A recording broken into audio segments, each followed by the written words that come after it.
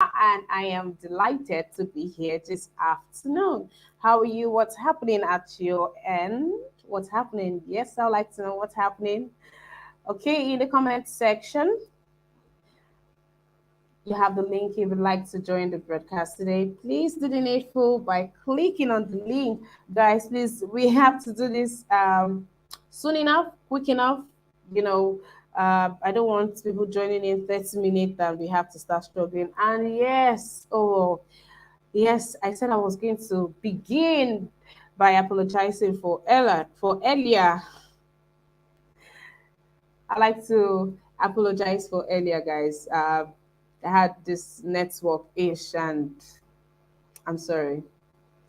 I wish there was something I could have done, but I don't know if to credit it to the fact that it's raining over here, but that's it. That's it. That's it. Hopefully that gets better. Father Evangelist Man of God, good afternoon to you, sir. How you doing? Thank you. Thank you for this on here for this write-up. Thank you. Brother Nice, it's good to have you back here. How you doing? I'm fine, and you? I'm fine, thank you, Brother Nice. Thank you very much. I hope the sound, Apologies I for hope you can hear me. The sound is good, right? the sound is good. I can hear you. Okay, okay, It's all right. good. Thank you. All right. Mr. Sunday Khalid, good afternoon to you. How you doing? I'm fine. Good afternoon. Thank you for being here today. Yeah, you're welcome. Okay, welcome to today's segment. Adeyeri David, good afternoon to you. How you doing? Welcome to this broadcast. Guys, please let's remember to observe all protocols first. If you are not speaking, please put your mic on mute. Secondly, please like the broadcast, share, and invite somebody. You have the link on there. Please do the needful, guys. Please share, invite, and like the broadcast. And also, please support us by using the dollar sign to the right in the comment section. Yes, there's a dollar sign to the right in the comment section for you to use as support. Your gracious donations goes a long way to help with smooth broadcast. Yes, guys, thank you. Good afternoon to you, Makirabo. Welcome to the chat. You guys know that this are we ready? Are we ready? All right. Please do not forget to like the broadcast. Please like the broadcast. As you come in, like the broadcast because you know that this year is premium stuff, premium content on Niger Watch, guys. So please do the needful. Brother Nice, how are you again? Yes, ma. I'm fine, and you? I'm well, thank you. I'm well, thank you. Thank you very much. Okay, I told you we were going to start off with you before we move on to other people. All right. Okay, so from continuation from what we talked about on Wednesday, you had more to share with us, but we didn't have the time because other people's submission are taking up all of the time we had left. So if you don't mind picking up from there. Yeah. Where do we stop? Can you still remind me? Oh yes, I can modernize. When your mother came to the rescue and you had to leave. So you said there were other things that happened on ground and going to Europe. You didn't share that Yeah, part I with think. us. Yeah, I think when I get to Europe, yeah. As an immigrant, if you get to Europe, when you don't when you come down, let me say from flight, so you need to get your visa anyway. But do you You need have to anybody present in your Europe? visa. As at the time you went to Europe, do you have somebody there? Yeah. Okay, No, okay, I only have my mom. okay, okay, okay. But I did not. It's not the same country that I came down. I came down in Dublin. So my mom, she lives in Holland. Hello. Okay, please go on. Okay. Yeah. So it's not the same country. So my flight went straight to Dublin, to Ireland. So my mom, she lives in Netherlands. So when I came down from the airport, so the immigration police, they told me, where is your visa? Then I told them that I don't have one. They took me direct to deportation camp. I don't know if you have any idea about deportation camp. Yes, I Do do. you have any idea? Okay. Yes, I do. So, okay. So they took me to the place, and they were asking me, how do you came to this country? You know, before you get to flight, you need to have your passport and visa and all that. So I told them, yes, I was having a passport with me. But that passport is a Mali passport, you know. So, and the passport don't have any visa. So I gave the passport to them. The immigration police were asking, how do you do it? You're supposed to have a valid visa on your passport. So how come?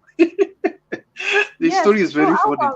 Even me too. I'm wondering how come? How come? And when you left Nigeria, you had no passport on you. Okay, you said you had the yellow card, right? Yeah, with the Nigeria identity card. Okay. So, but you know, when you want to take flight, you cannot present those things. You need to have a passport before you board a flight. So the people I met there, they gave me one. Well, very nice. People are asking you how come in the comment section. You need to show us the way. I know these people they're going to be very curious.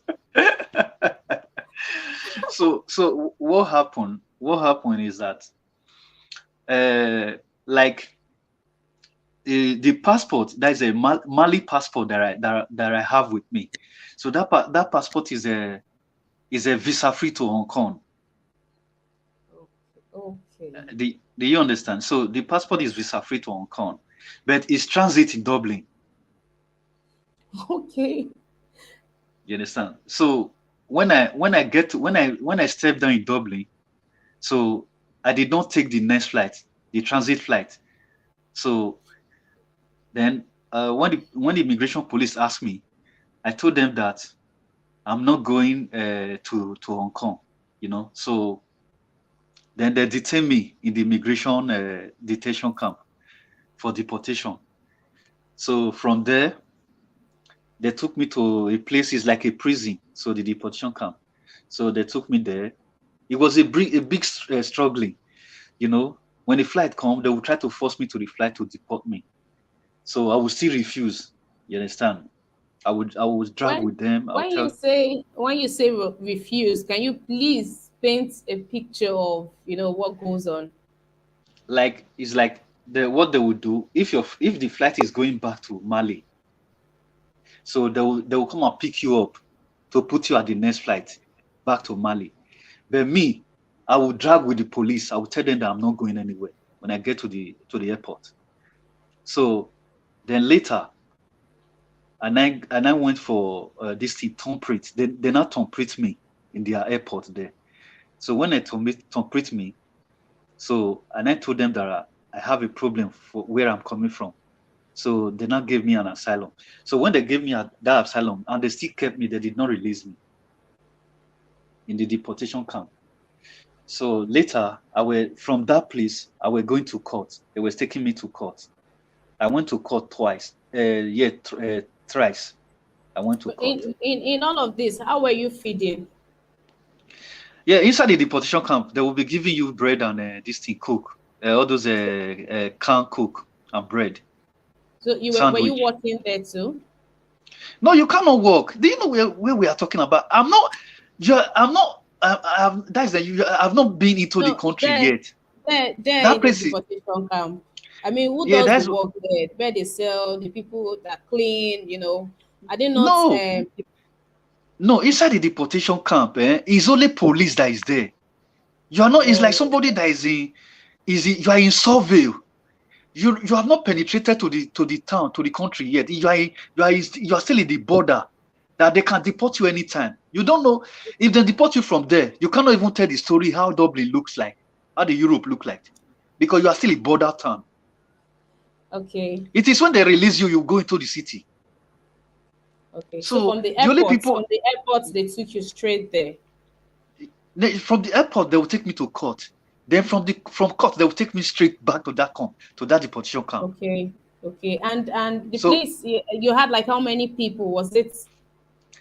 you can't even count. You have different kind of people Oh. all over, people from all over the world. Oh, really? Okay. Mother, children, Sorry. family, or different kind of people you will see there. So then I was there for like 3 days. And when I came, the period when I came, the most difficult thing for me is that I came with just my jeans, one trouser and one sleeve. Because my own, I was thinking that the weather is like a Nigeria weather, that the weather is very cool, the weather is very hot. But I don't know that it's a country that is very cold, So when I came down, when I feel the cold, because I came in winter time, Okay. I was shaking. So when the policeman saw the way I was shaking, the policeman now asked me, "Why don't you wear a very strong shirt?" I told them that I was thinking it's like Africa. The policeman was laughing. Then the policeman that now went to go and bring me a jacket that I wore. I said, when cold deal with me, 3 days, I was even telling the policeman that I want to go back to Nigeria. They should deport me. Oh, I'm sorry. I'm so sorry. I was shaking because my thought. I don't even know that Europe is cold. My own, I think their weather was like Nigeria weather. But when I face cold, oh God! And I said, so these people, this is another punishment. It's like I left punishment and I went to a punishment again. No, cold. What cold did to me? Then they took me to court. Then when I get to court, they were telling the judge that this man is illegal in this country. He has to go back to his country, where he coming from. And the judge asked me, where you are coming from? Do you have a problem there? I told the judge that yes. The judge now asked me, this passport, is it your passport? I said, I'm not the owner of that passport. The policeman was saying that, what are you saying? Is this not your face? Is it not you that is in this passport? I said I am not the owner of that passport. The judge now said, do you want to force him? He said he's not the owner. I was even wondering. The judge even joined me and tell the policeman that he said he's not the owner of that passport. But why were you denying the passports? If you claim that passport, you will be deported anytime. What are you saying? Really? That is my last choice for me to stay. So somebody told you this? Somebody told you this? But they told me before I leave. So, but okay. The rest thing that I was doing, everything was coming from my head. Sorry. Now Mibala is asking, where did this happen? Which country? I'm telling the person that in Highland, Dublin. All right. So please go on. So then the judge still returned me with the police. He still told them to take me back to the deportation camp. So after the next schedule another day that I will go and see another judge. So when I get there, the judge now released me. So I think I spent almost about 21 days inside that place, inside the deportation camp, before the judge now released me. So that is another fight. Because if you come, that is what I was telling all those people that always follow land. If you come illegally, if you still come to this Europe, you're still going to face the same stress. If you come here, if you don't have your entry visa, they are still going to deport you. That's what I was saying the last time. So I have to fight to make sure that I stay. So finally, the judge now released me. Then they gave me 8 days to leave the country. Oh, really? Yeah, they gave me 8 days to leave the country. So when I get into the country, then I continue the process of my asylum. Okay. So when I continue with the process took me almost about 5 years before I get my resident permit. Oh, really? During And that so, five what years, is okay? during that 5 years, you are going to be in the threat of deportation. Anytime you see police, you have to hide. When you are sleeping, you cannot sleep in the night. You will be thinking that you are in Nigeria if you don't have documents. My sister, the fight don't be small fight. Oh. All those people within Nigeria wait say now if you don't reach Europe, you don't reach heaven. They can't try them. I was going to So ask, what is life like there in Europe? You faced racism. Are you that treated? You know, how was life the like? Is it a friendly place? the only thing that will makes you to be a bit comfortable in Europe is because they practice what is called democracy. That's the only thing that gives you your right. Because you have your right in their constitution. So wherever you go, no matter the racism you will face, but anywhere you go, they will still tell you your right and your advantage in the country. You understand? That is the democracy that protects you. So that's the only thing. But when you go to just offices, maybe you are looking for a job, you are looking for documents, you are fighting for your documents, you are going to face a lot of racism. You will see people that does not like you. Even your old fellow Nigerians self, they will be racist to you. So it's not an easy fight. It's So difficult now, so now as an immigrant. so now you are settled in. You have a good job, or you have a job. You are fine now, right? I have everything. This time, you know how long I've been in this country? I'm living here 18 years now. I'm big boy in 18. Dublin. Okay. All right, brother. Nice. That's okay. Yeah. So you see, that's quite some life experience. You've It's a got long quite journey. a It's a story long to tell journey. your children. Yeah, and thank God that you are here now, and you are better. Thank God that the story is better now for you, and those things are things of the past. So do you visit Nigeria often, or how often do you visit Nigeria? Yeah, like me, I don't choose, and yeah, I comes to Nigeria awfully. Like me, Okay. I don't even choose time I travel. Maybe if I just have maybe I have some few holiday at my working place.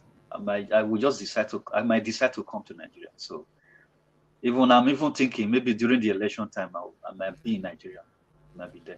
Okay. I hope you get a flight to bring you home. Yeah, I hope so because this one that they say flight is not coming anymore. So we'll see to that. Okay, I have two questions to ask you, brother Nice. I really Uh, hope you don't mind. One, I want to ask, you just said something about your job. I'd like to ask the kind of job you do, or if you could just tell me your field, not particularly, not all that much details. okay. Um, I don't know if shopping mall, all those Yes. shopping mall. Yeah, they have a lot of them. They call it Castorama, Carrefour. There's a lot of shopping mall. So like, I work in the storage. Do you have any idea? Okay. Okay, I have an idea. So now, So when you got, no, I have an idea. I've gotten what I want. So when you yeah. got there, you had to go to school there, or your certificate from here was what you Oh, used. oh, okay. And I understand what you mean. Yeah, you Yeah. have to go back to school.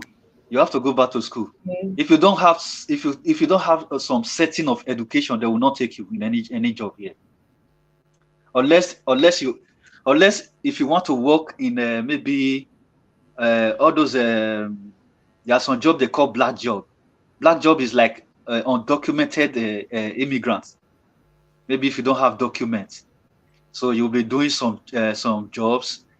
Those jobs are the job that how am I going to explain it to you? Is a job that undocumented immigrants do in Europe. So if you are those jobs, they only give it to undocumented immigrant. And and you are still doing it under your own risk, because if police can come and control you because you don't have any permit that is resident, they can deport you. You are under threat anyway if you are doing that job. So Okay. All like right. the one that Yeah. I'm doing, I have to go to school because I have my resident permit. So I have to go back to school, have my diploma, I have to have my degree before I can do such job. So yeah. Okay, thank you for that story, brother. Nice. You say, Yeah. I wanted, I wanted all of this to be captured. You don't forget. He also stated that even after going through all of those all of those horrific events on his journey to Libya, having standing to sleep for 3 days, the thought of you went to bed with some group of people and some died because scorpion stung them, or snake, or all of these things. He had seen that part, but when he got an opportunity, he didn't just relax. He proceeded to better equip himself. He invested in self-development. He went back to school. He's doing something for himself. Is settled now. So guys, we have so much to take from this. We have so much to take from this story. I don't know where you are, but I don't know what you're going through, but I don't know where you are coming from. I don't know your journey, but don't let it end there. Keep pushing, right? Keep pushing, and when you find that soft landing, or even if the landing is not soft, but there is some kind of landing, look out for ways to better yourself. Don't settle for less. Don't, it took him 5 years before he could even sort out his get his residency permit and all of that. Don't give up, but do good things. Do good things. I'm sure if he had been involved in crimes and all that, he would have been long arrested and deported back home, and he won't have chance. He won't have the life that he has today. So, guys, don't let whatever it is that is going on right now take it all, please. All right. That being said, brother Nice, thank you again for sharing that story with us. Um, Yeah, you're Thank welcome. you. You're Thank welcome. you. Yes, I'm sure you people are, grateful that, he revealed that part of himself to us. We've learned a lot. I've learned a lot. Thank you very much. Thank you. All right. I welcome every other person to this broadcast. My panelists, thank you very much for being here. Steph Joe, I see you, Mama. Welcome. Mr. Kennedy, thank you. And Mr. Collins, thank you for being here. So, everyone in the comment section, Naomi Bella and Anthony, it looks like you guys will be having a meet and greet very soon. You guys have been going back to back. Now that Brother Nice has made you people to know that you are neighbors. All right. Anthony, welcome to the broadcast. Naomi Bella, thank you for being here. Father Evangelist, thank you. Everybody, thank you for being here. Mr. Mark Irabo, thank you for being here. All right, guys, please let's do the needful by liking this broadcast, sharing, inviting someone on here. And also, today is a good day to support with your donation by clicking to the right of the dollar sign in the comment section. Thank you very much. Mr. Collins, before I move to the next person who has to continue with her story from Wednesday. Do you have something you'd like to say? I would like to Mr. Kennedy. I would like to Mr. Kennedy to say before me. I'm doing something after Mr. Kennedy. Then I'll be able to comment. All right, sir. All right. Madam Steph Joy, how are you doing today? Welcome to the broadcast. Hello, good morning. I'm good. How are you? I'm well, thank you. It's a good day over here. I'm fine, thank you. Welcome. Thank you. I'm a bit nervous, but Okay, just catch your breath in 2 seconds. Let me give a shout out to Mr. Kennedy, and I'll come back okay. to you. Thank you. Okay. Mr. Kennedy, good evening to you, sir. Welcome Yes, to the good podcast. good evening, madam. Please, could you take me through what is going on? I'm not. I just came in now. Okay. This is the chat where we share this segment where we share life happenings, life stories, life events. It's a continuation from Wednesday's series. So we just rounded up with Brother Nice story, and we have another story to take. So your reaction comes in after a story. So, please, what is the story? Okay, you might not be able to comment on this right now, but last week, Brother Nice shared the story of his journey to Libya, all the things he faced, the situations, confronting the sea, and how he had to go back, and how he has settled in his new country. Yes, all of that. So you might not be able to contribute to that right now, but after today's story, which all of us will be hearing in a couple of minutes, then we'll take reactions. Okay, the story of Brother Nice. I think his story is not. His condition wasn't very dicey because he said he saw the sea and he was frightened and he decided to. I think his mom, if I got it correctly, I think his mom asked him Right. to come back to Nigeria. Then he went back to Nigeria. He had to take a flight straight to Europe or whatever. I think his story is quite is moderate. Is the problem he had was minimal compared to the people that went through the desert. They call some city or town Agadez or whatever, and they go to Libya or Morocco or Tunisia or whatever before they before they went through the sea to Europe. And that is the first segment of it. A lot of people had more, grave situation more than that. That one segment of it. The second segment is after getting to Europe. What happened after getting to Europe? So I'll leave that to people in Europe to talk about. For those of us in Japan here and other countries, it's almost similar. All the situations, they are almost similar situations. After getting to the country, what happens? Sometimes, like in my situation, when I came here, actually, I came here in June of 1992. My brother was here and he invited me here. And when I came through Switzerland to Japan and whatever. So when I got to the airport, when you are in Nigeria, there are a lot of things we don't know when we are home. We just think every white person speaks English or whatever. So when I got to the airport, I got down, passed through the immigration, and I went to the information, asked them, I told them I wanted to go straight to my city. That was Nagoya City, and they told me they couldn't speak English language. It was like, well, what do you mean? You were white, and you don't speak English? Is there any country? Is there any white man or woman who doesn't speak English? I was like, why would my brother invite me here to come to a country where people don't speak English? So I was so scandalized at that minute. I was like, wow, should I start going back to my country? Because I never expected, because I went to school in Delta, and I'm a Benin man.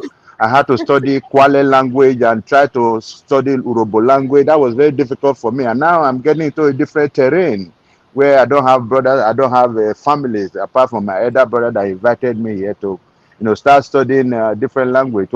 That was when I was destabilized, and I called my brother, told him, why is it that you have to bring me here where there's no English language? But that notwithstanding, it was difficult for me to meander to transport myself from Narita to Tokyo to Nagoya and all that. When I got the following morning, I just woke up. They woke me up and said, now you have to go to work. I was like, so no rest? I don't have to rest for a day? He said, no, you promised to help the members of the family, so why should you rest? Let's go to work. And he has to teach me how to say good morning, good afternoon, good evening, and all that.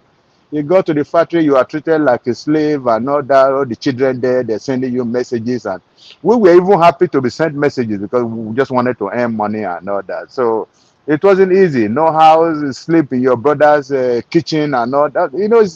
In fact, it's not easy. So I wouldn't go too far, but in the next dispensation, I think I would like to talk on what people are facing here, because I was the president of Nigeria, here for a very long time. I know what people are going through and what I equally went through too. So I would like to stop here for now. Thank you very much.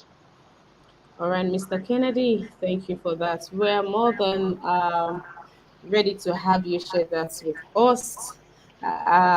We could pick a fine date for that sometime next week, if that's fine by you, or if Monday is fine by you.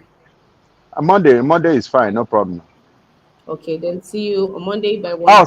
sorry. Oh, sorry. Monday will not be okay. So I'll let you know when we'll be. Because I'll be flying on Sunday. I'll be leaving on Sunday. So Monday I'll be on air. So there's no way I can participate on Monday. All right. So in advance, I will be missing you on Monday during the newspaper review and during the chat. I wish you a safe journey to where you're going to. Thank you very much. And thank you for holding the fort for me earlier today, Mr. Kennedy. You are Thank you. always holding the fort. Thank you. I truly do appreciate. Thank you very You much, sir. you guys are awesome. What you're doing is not an easy job. Thank you very much for having that zeal to promote what is going on now, to promote Peter Obi and good governance. Thank you very much. You're welcome, sir. All right then. Madam Steph Joy, please. Yes, yeah, I'm back. Yes, okay now. All right. Um, Emma, I want to say a very big thank you for giving me this opportunity to tell my story. This is the first time I think I'm going to share my story. Even my family do not know much about this. So I think when they will hear this or when they will watch this, I think they will be like, "What?" So because I'm a very private person, I keep my things to myself. Actually, I don't know where to start from. I don't know where to start from. Sometimes when I look at myself the mirror, I think I'm a ghost. I wonder if they say sometimes people die and they come out again and go somewhere and live and start normal life again. Sometimes when I look at myself, I think maybe I was dead before and I'm living again. You know, it's really I don't know. It's really a very it's I don't know. I've lost my words. Okay. So where do I start from? Should I start from Okay, let's start with your life in Nigeria. How was your life? What was childhood like for you? Tell us where yeah, you grew up, the states, how many you were in your family. okay. Remember last time I told you when I was a child, I lost my mom when I was 3, 4 years old. So and I have my siblings with me. We're seven in number, eight in number actually. But later I lost my elder sister. And yeah, when my mom died, things really went rough. Where five girls and one boy, and there was so much pressure on my father to get another wife because he has only one son. Africa. When you don't have a son is a problem. When you have one is also a problem. You know, they'll be looking for more. So they were like, there's too much pressure on him. We are girls, girls, girls, just one boy. So it was really a very tough one. So, and then my dad really never cared so much about us, never really cared so Was much. this before the death of your mom or after? No, after the death of my mom, after the death of my mom, Is his it because family. there was a woman in his life? Was that why he stopped caring for you guys, or even before he got married? No, not really, not because, no, I think most of this income came from the family. The family were like putting too much pressure on him. They wanted him to get another wife. They wanted him to have more sons. You know, uh, they were like, my brother is not enough. Just my brother is not enough, and we are girls. Then they have no value for female child. You know this in Africa, they have no value for female children. They feel female children, they're gonna get married and they will all leave, and then the family is gonna be empty. And just one son, if anything happens to him now, this is the end of your lineage. You have to get more sons so that your so-called lineage will continue. This is what they think they were feeding my father with, and with that and everything. So I don't know. My father couldn't care for us Where so much. where are you from? What part of Nigeria are you from? I'm from Imo State. Imo State. Yeah. Yeah. Okay. All right. So, and that really made life so hard for us. And yeah, actually, when my mom died, I grew up with my grandparents, my grandmother, and my grandfather from my mom. My grandparents from my dad, I never met them. You know. So, um, life was not really so easy. and it was really hard. Please let me not go into the whole story and everything. It's so complicated. Let me just keep those parts. It's All really right. is too complicated. Yes, it's it's a very bad memory to share. Okay. I'm So, sorry. Okay, so let's talk. Who told you about the trip to Libya? Who so introduced you to it? there was a time I was in Lagos with my cousin, and then so I was working. I was working in a shop. That was 2000 and I think 2010. I was in a where they rent movies. Then they used to have this shop where you go renting movies and all that. So I was there, and I was working there. So, and this lady always come there to rent movies, and she was like, she liked me. Oh, if she was trying to come so close to me and everything. So, and me, I never saw all these things coming. So she was like, she has a friend, her boyfriend actually, that he travels out a lot.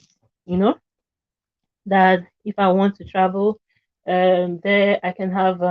Actually, I was renting those movies because I was saving money because I wanted to go. I wanted to go to school.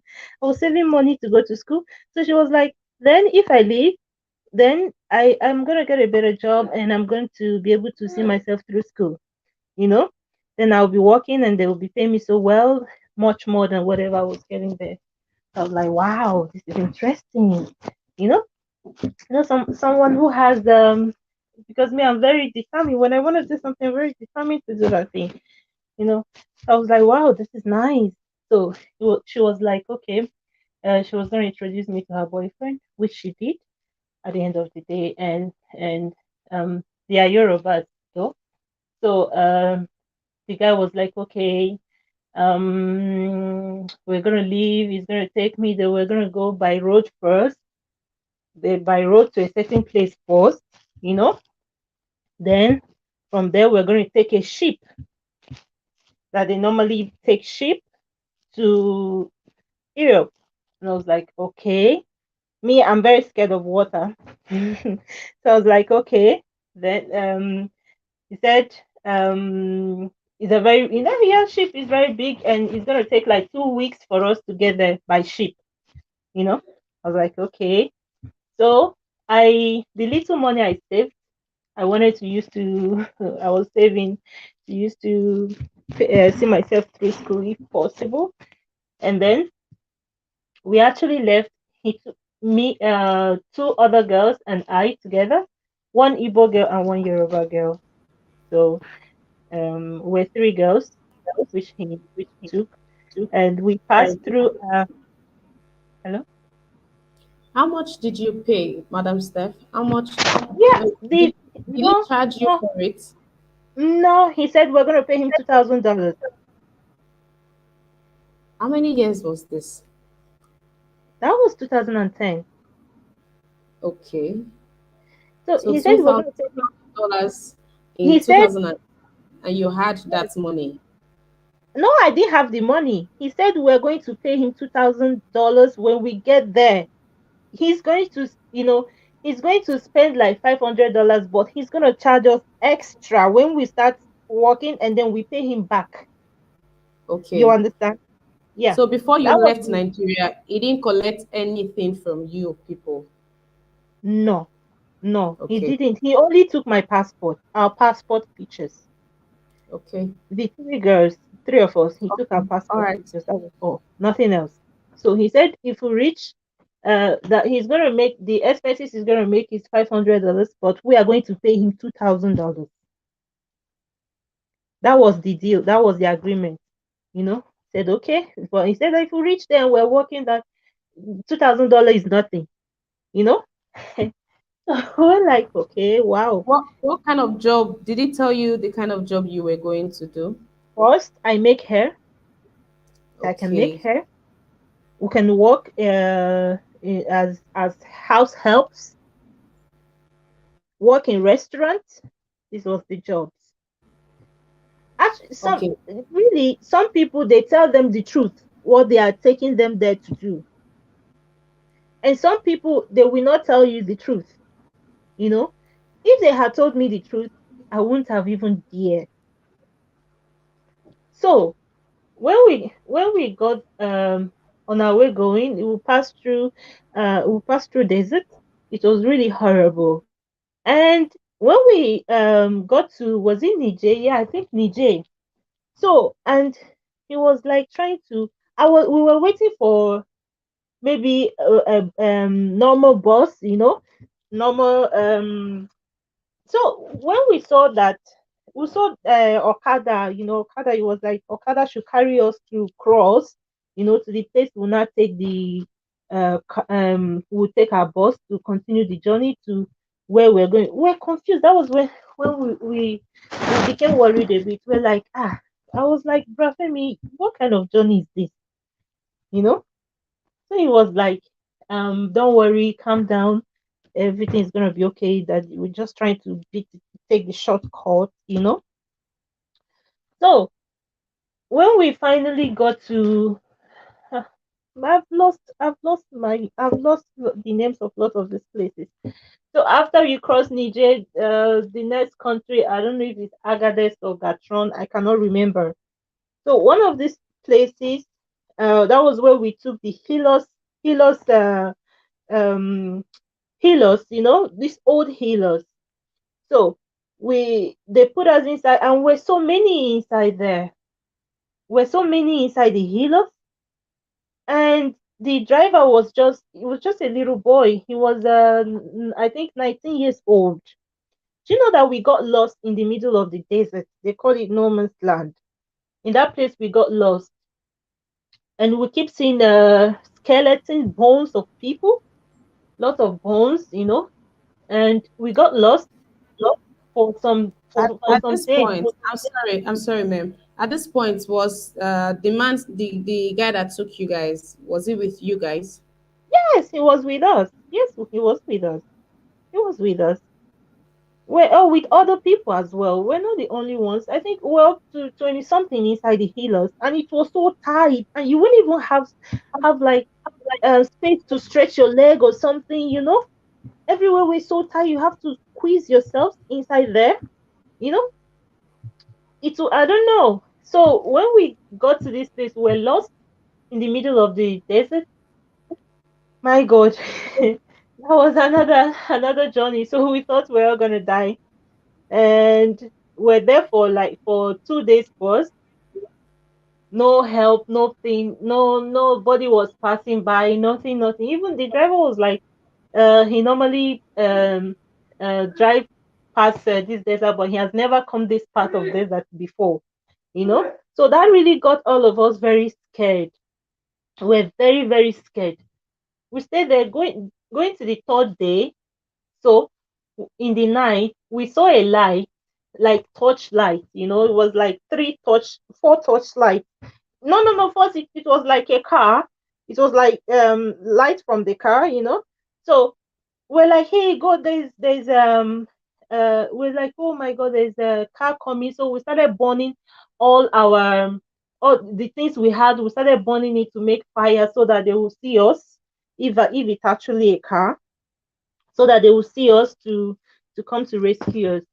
So the driver and some guys um started going to the direction where the light was coming from, to see if they can reach the more they go, the more far the lights go, the more they go, something that was very close to us. The more they go, the more the light becomes so far away, and I don't know how to explain this.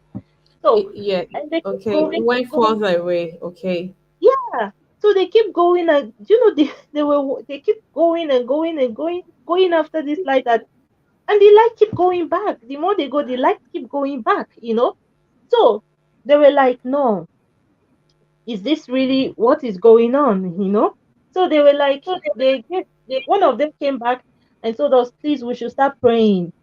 That we should start praying. And me, honestly, I'm not good at prayer. I'm not good at praying. I don't know.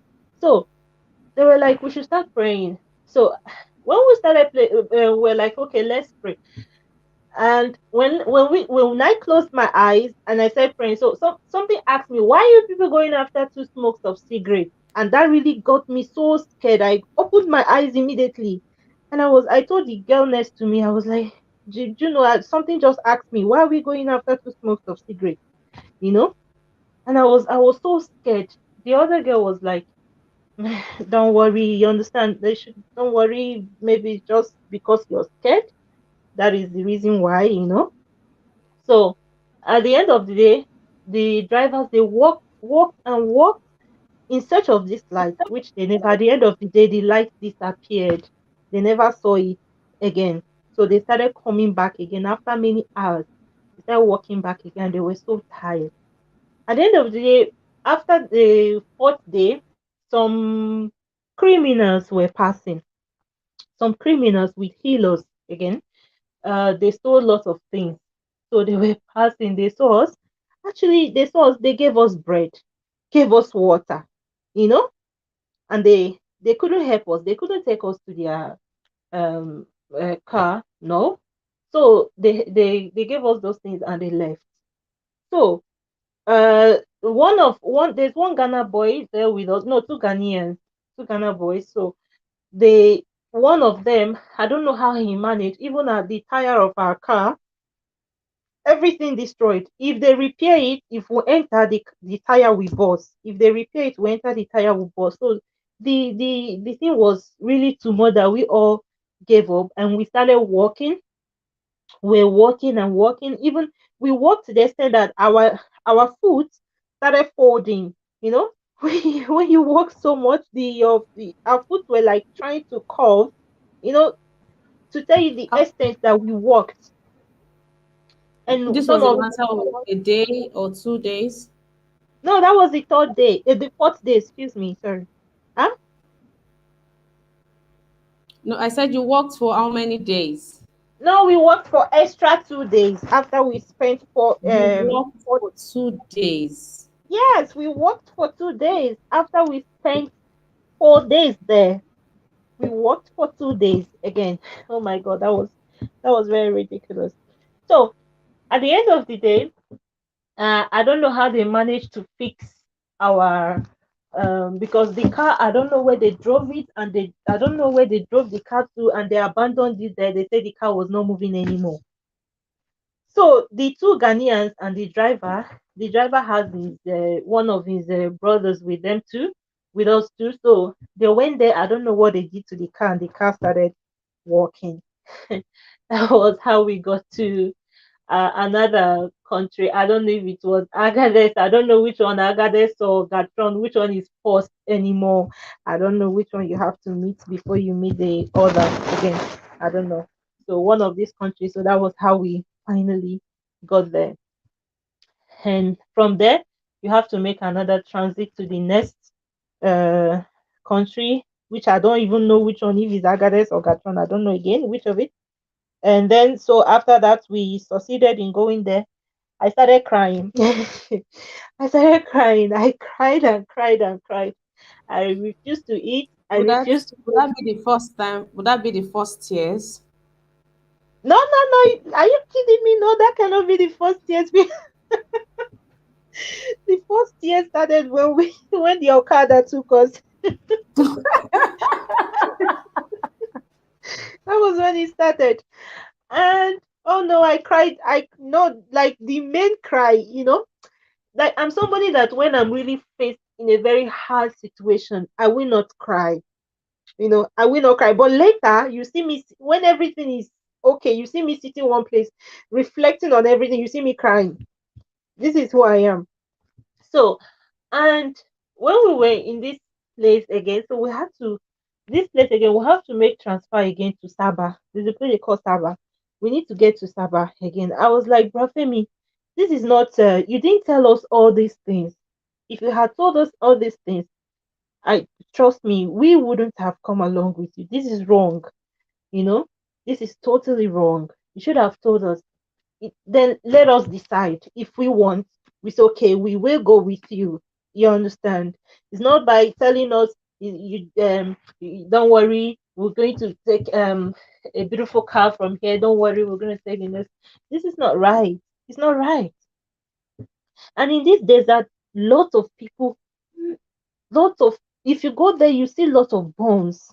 So many bones. Oh my god. so many bones. Lots of people Talking had about died. So, talking huh? about the bones and talking about the bones and bodies of people. You said you were about 20 people on the truck. Was it 20 all 20 people. of you that made it out Yes, of the 20. death? Yes, 20 of us made it. One almost died. One almost died, but they saved. They, I don't know. They put spoon in her mouth so that she wouldn't tight her teeth. Like she was about to give up. She's from Sierra Leone. She was about to give up. So they, I don't know how what they did to her, and then they brought her back to life. Okay, so So aside from the people that you saw that offered that gave you guys bread and something to drink, right? Did you guys go with some extra food? How did you survive? yeah, because when we got to the we were in the healers with food, and but though our food was exhausted because we spent there we stayed there for 4 days. So we didn't expect that, so we didn't have lots of food with us, just some bread and water, some snacks. So when our food exhausted, even our water, those criminals that were passing, they gave us some bread and some water, which we shared among ourselves. So when we got to the one of these countries again, that you have to from there take another helos to Sabah, where they call Sabah. So on our way going there, we were attacked on the way. Some rebels were shooting and shooting and shooting at us. Our driver was just driving to escape them. So at the end of the day, we got to a road where they blocked the road. The rebels blocked the road, so there was no escaping route for us anymore. So that was where the, I don't know, that's where my main I don't know how to explain it. So when they stopped us, and the way they do it, they tell us to lie down on the healers. In the healers, we all lie down, lie flat, like we all lie flat, and they use something to cover us all. Use something to cover us. So, but this is another journey. Even all the people that came with us are no longer with us. We're like, I don't know if we're like different sets again. Different sets of people again. So that was with us. So we lie down there, and then the rebels went, why they stopped, because they don't, Arabs, a woman, they don't look at women, you know so they see it as, how do they call it, haram or what, I don't know. So they don't really look at women or something. So when there's a woman, and you have to cover your body, you have to cover your face, so that so while we were there, we're covered. Do you know something that I can never forget in my life until today? I still feel very dirty of this. One of the rebels, was now like, he opened our head. So when he opened all the things they used to cover us, and then was looking at the girls, and he got to me. When he got to me, you know what this idiot did? He brought out his hand. I don't know if I can say this here. I don't know. He brought out his hand actually on my breast. So I don't know if I can say this here. So, and that was really, really ridiculous. That was something that, oh my God, it's so irritating. So irritating. So and while he was his hands on my breast, so he was asking me to get down. I should get up. I should come down. And I was so Uh, scared to my Madam, bones. Madam Joy, I'm so sorry, but please try to censor when you want to talk about intimate parts of the body. You could just say Yeah. chest, Okay. we would understand. Thank you. Okay. Thank you. So he asked me to get down. I should get down from the healers. And I was so scared. I was very, very scared. I was shivering, like scared to my bones. Luckily for me, while I was still scared, like scared to get up from where others were, the boss came. The boss was like, what is the problem? That he should leave me alone. He should let me. So that he was angry. He was like asking him, what is the problem, that what is going on? He should leave me, he should leave me. So that was how lucky I was to escape whatever that would have happened. God knows. And not everyone is lucky. If others tell you their story of what they did to them, you'll be like, you will tell me to go and give Thanksgiving 20 times in the church. So that was it. We left, and finally we got to Libya, to Tripoli. When we got to Tripoli, uh, the man told us, okay, the man that brought us was like, okay, this is the place that we are going to enter the ship from.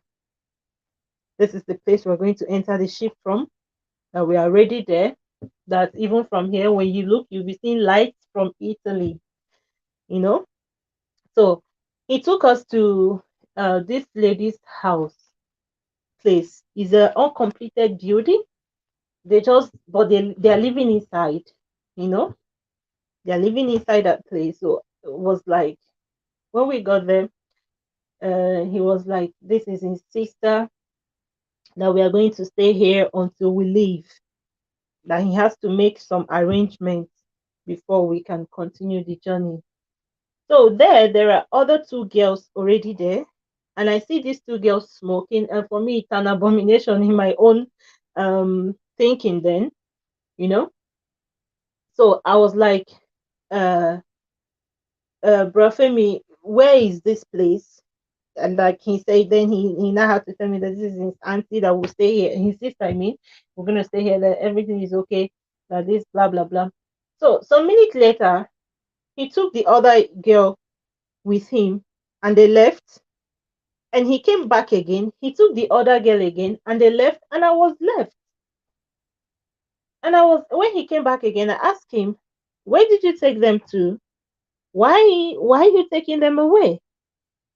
He said, no, because this place is small, you have to stay here first. He has to take them to other places because here is small, all of us cannot stay there, you know. All of us can't stay there. He had to take them to other places. I was like, no, no, no, no, I cannot stay here. I was like, I cannot stay here alone. If you want me to stay here, leave the other girl with me here, you know. So he was like, no, that he would take that the sister said here there's no enough space, that I should not worry, just for 2 days. We are all going to meet again. I said, okay. So when they left, the woman gave me food. I couldn't even eat the food because it was so disgusting. So This the woman, is she Nigerian? she's a Nigerian, a Yoruba woman. So a Okay. Yoruba So woman, did yes. you feel a bit comfortable since you were, I mean, did that make you feel close to home? No, no, no, no, no. That was that. This is where my story started. This is where my story started. This is the Okay. beginning of my story. Just 1 minute before you continue, guys. Please, this is about a good time to like this broadcast. Even better to share. Invite someone right now to come on here. Come be part of this encounter. Be part of this experience, please. And also in the comment section, you guys keep it engaging. If you have a question, please drop the question down here, and she will get it. Thank you. But please like this broadcast, share, and also support us by clicking on the dollar sign to the right in the comment section, please. Thank you. All right, madam, please continue. Thank you. All right, thank you. So when others left, then it was the woman and I, and her husband was also there, and the two other girls. The two other girls are also Yorubas. So I was actually the only Igbo girl there. The other Igbo girl, they've taken her away. So they showed me a place and told me this is where I'm going to sleep and this is where I should keep my stuff. I was like, okay, I kept my things there. I was never comfortable. I was never okay. So the some guys were coming in and out, taking these girls with them, sleeping with them. Sorry. Yeah. So when some of them came, they were like, who is this girl? Who is this girl? You know, this girl, this girl, this girl. And they were all referring to me. So the woman was like, this one said he liked me. I was like, You like me how? How? What do you mean? So she was like, didn't Femi tell me? I said, what? Tell me what? He said, she started shouting. So, started shouting, speaking Yoruba, shouting, walking up and down. So, and me, I became more worried, more agitated. I was like, what is going on? You know? So she started shouting, shouting, and shouting. She will not take this nonsense in her place. So that Femi know that look, let her tell me. You understand? Anything she asks me to do is what I must do. If I don't do it, you understand that that I will not even live to tell the story. When she said that, I was like, Madam, please, what are you talking about? She said she gave Femi money to bring girls for her. I said, okay, but certainly I'm not the girl. You understand? Certainly I am not the girl. If you told Femi to bring girls for you, I am not the girl. I actually stood, I don't know where I got this energy from. Even what happened there, after I started asking myself what happened, where did that energy come from? I didn't know. I don't know. I didn't know. I stood my ground. I was like, look, I told call Femi, I want to leave. I want Femi, I want to live here right now. Call Femi. Femi should take me back wherever he brought me from. At So that we're point, having at that point, trouble. Madam Steph, at that Huh? point, what was going through your mind? What was going through my mind is I want to go back to Nigeria. So if Did he knew it how, before huh? before then? Have you heard of stories of how they take girls, abroad, and for things like this? I hear they Were take girls. you I've heard that they do take girls to abroad, but I never heard of this type. I never heard of this type taking girls to abroad by road. I thought they always take girls to abroad with flights to London, to Italy. I knew this, I've heard about it, but I've okay? never heard about anything like road to Italy before. That was actually the first time, you know. But when Femi told us, he told us that by ship, we are going to Italy by ship. That was what he told us. Before, I never heard about this. I never knew that there's a way you can go from Libya or something. All this long journey story, I've never heard about it before. So what really happened is that I don't know where I got my energy to stand against this woman. And the husband, luckily for me, the husband also was by my side. The husband asked the wife, look at this girl. Just take a good look at this girl. How can you bring this kind of girl for this kind of thing? She wants to destroy her future. This was actually what her husband was asking her. Leave this girl alone. Do not disturb this girl. Leave her alone. So At the she time was that like, this happened, how old were you? I was 19 years old. Okay, that was 18 very to young. 19. I was very young. I was 18 to 19. Okay, please So go on. yeah. So luckily, I was very lucky. I don't really know how lucky I don't know how much I was very, very lucky because it's not all the people that came there, they were not as lucky as I am. I must tell you, lots of people really, I don't know, went through hell. They were not lucky at all. So I stood my ground. I don't know where this energy came from, and I was like, no. I say, call Femi. Femi must take me back. He must take me back to Nigeria. He never told me this, and I was crying, and I stood my ground. She was like, she's going to call boys, and she will call boys. They will come here, and they will teach me the lesson of my life. I said, look, I'm ready to die. I am ready. If as I cannot, I told her I can't take my life on my own. If it's possible for me to take my life on my own, I would have taken it, but I can't. If you help me take my life, please do. This is what I told her. Please do. Make it easy for me. I'm ready to die. So she was like, I don't even know where I am. That my mouth is running. That I don't know where I am. That when she teach me a lesson, that is when I will know. I will know where I am. So I was making this trouble with her. And the husband, luckily for me, the husband was also by my side. And then she called Femi. She was like, Femi should come and carry me and leave her place. That I want to destroy her business for her. I want to destroy her place. That Femi should come and carry me and leave. So that Femi should give her all her money, and he should carry me and leave, and he should give her all her money. So when Femi now came, and I told Femi, did you sell me to this woman? Did you use me to do business and you did not tell me? And Femi, I noticed one thing, that Femi is scared of me. I noticed this. He has been scared of me. If I talk, sometimes Femi gets scared. I noticed this. So later, that was when he now started telling me. So later, okay, let me just say, after we left, then Femi took me, and then we left to one of his friend's place. That was where he was sleeping. Then he took me to that place. So when he took me there, then he you know what Femi did? Femi went on his knees. He started begging me. He was like, everything that happened, that he is sorry. That he's so sorry for everything that happened.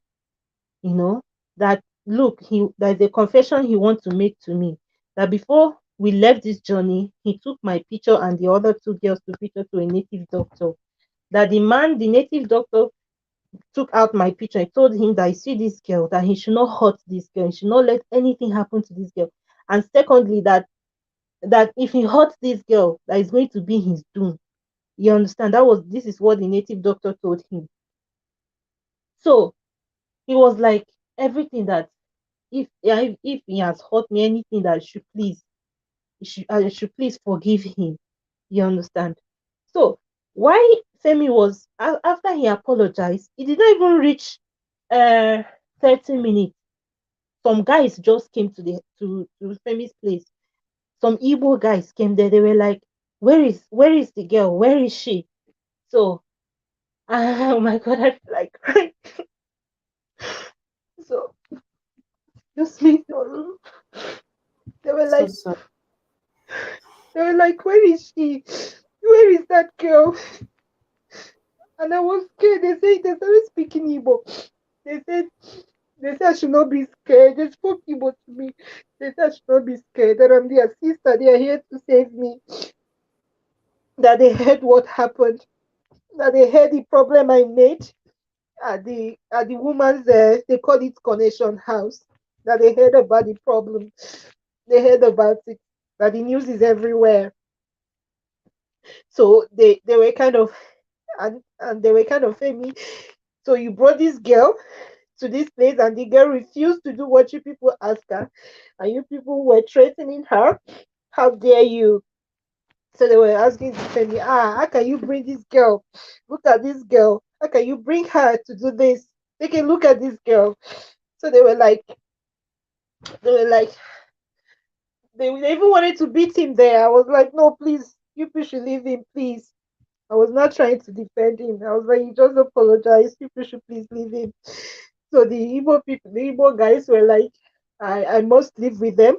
I must live with them that minute. I told them no, because I do not know them so much. There's, even if I don't know them, that I will be safer with them than this guy. You know, they don't trust that guy. He might hurt me. You know. So, and that took me back to what the native Femi just apologized to me and told me, see what his native doctor told him. And you see, that took me back there. If anything had happened to me, those Igbo boys would have killed Femi. So his native doctor was right. You know, if something had happened to me, they would have killed Femi and that woman. So that was how later they were like, okay, take my number. If you need anything, call us. And Femi, they should make sure that nothing happens to me. Should make sure that nothing happens to me. So this is how the guy said that was how they dropped their number with me, and they left that day. So later, who called these guys? I don't know. You know, that place, people come there. Is a connection house. They call it connection house. You know, guys, people come there. You know, it's like a hotel. I don't know the words. Right. I have an idea. Yeah. So people come there. So the last time. I know what she's talking about. I Okay. know I wanted to the be con- sure that it is not the madam that called people No, to beat you who ended up, helping you. That's I wanted to get no, clarification on that. no, no, no, no, no, no, no, no, no. Sister Ima, Yes, Brother let me Nice. let me clear something to her. Maybe she don't understand how things work in Libya.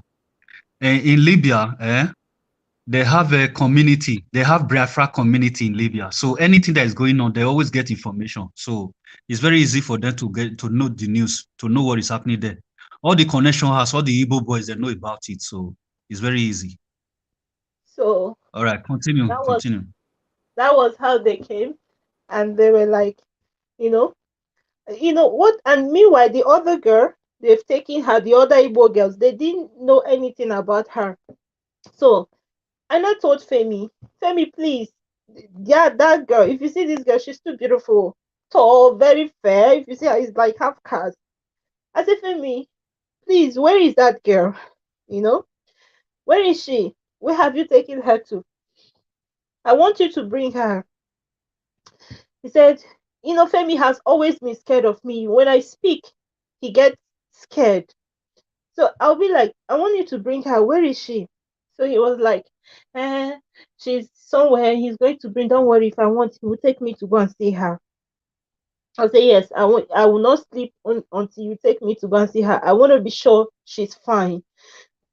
I want to be sure she's okay because I can imagine what she's going through. You know. So he was like, okay. Later he will take me to go and see her. So later I told him, oh, yeah, I'm ready. I'm ready. Let's go. So he said, now. I said, yes, you must go. So he called the person that was with the girl. He said that the other girl said she wants to see her. It was like, the person was like, they're not now. Maybe you can come. I said, I don't want to see this person. I want to see Oluchi. I don't understand what you people are saying. Not now. Not when. What's the meaning of that? I want to see that girl. So I say, Femi, if you don't bring this girl, I'll call these people. And if I call them, you know what will happen. Please bring that girl out anywhere you kept her. So finally, he took me to where she is. I went to see the girl. I asked her if she's okay. She said yes. I asked her, hope they did not touch her. Hope they did not do anything to her. She said no. You know, she said no, nobody touched her or something. It's not long. We just came. So yeah, they asked her to rest, relax, shower, and take a rest because it's been a long journey and all those things. So I was like, okay, fine. So I told her she should come with me. She should come with me. She should not stay there. She should come with me. She said, why? I said, because I need you to come with me because see what happened. See what happened where I was. You know, there was a problem. What I noticed then, when Femi took her to the other place, he has brainwashed her head. He has brainwashed her so much, you know. He has brainwashed her so much that she's ready to do whatever he wants her to do. You understand? So she was like, no, I should go. I should go. That she will come one of these days. She will come. She will tell me to bring me to where we are. So I said, okay. I left. I said, if she's fine, then I left. Went back. So some days later, I called those. I told Femi I want to work. Femi said, there's no work here. That is no work. What kind of work do I want to do? That there's no work here. There is only that kind of work where he took me. That's the only kind of work that is. I said, what do you mean? So everybody here is doing that kind of thing. Nobody here is working or anything. He said, no, he doesn't know any. I said, okay, no problem. So I called those Igbo people. So I asked them, I told them that I need a job. He was like, okay, if you need a job, fine. We'll help you with a job. I was like, Femi. I was like, Femi, she said someone cannot work. But actually, there's no work. Actually, there's no work. You understand? So they were like, okay, fine. But then there's a restaurant. They were like, that restaurant, if I can go work there. I said, fine, why not? I'll go work there. So that was how I went to work in that restaurant. I started working there. So I was like, if I stay small, some days I'll be the other girl. I don't know how she is. I'll still tell me I want to go and see the girl. I was like, why are you so worried about this girl? Why are you so much concerned? I said, because I'm just concerned because we came together. That's one thing again. Actually, the girl bought what they asked her that she bought their idea. She's doing what they asked her to do because they have brainwashed her to the extent that she did not she couldn't see any other possibility, any other way of survival. So, and I was like, when I noticed that, I was like, okay, so time to cross the sea. So the Igbo guys were like, they are going to put me to cross. I'm not going to pay, you know. So I was like, if you people are going to pay, please, the other girl too. They were like, which girl? I say, yes, there's another of me. We are two. It was one Yoruba, and it was that girl. I was like, the other girl too, please. They were like, where is she? I said, Femi took her to. They wanted to keep Femi. Femi ran away, honestly. So they were searching for Femi. Femi ran away. So they were like, Femi took her to this thing. They went there. In that place, they went to carry the girl out. They brought her with me. So that was how they put us. All right. So how many Mhm. days did you stay? How many days did you stay in Libya before crossing, before And embarking we on the spent sea journey? almost 2 to 3 months. 2 to 3 months. Okay. Mm-hmm. Spent almost 2 to 3 months. So So you eventually got on the ship, and was it a ship? Jesus Christ, I need to laugh about this. Sheep, oh my God. If it's a sheep, that's enough enjoyment.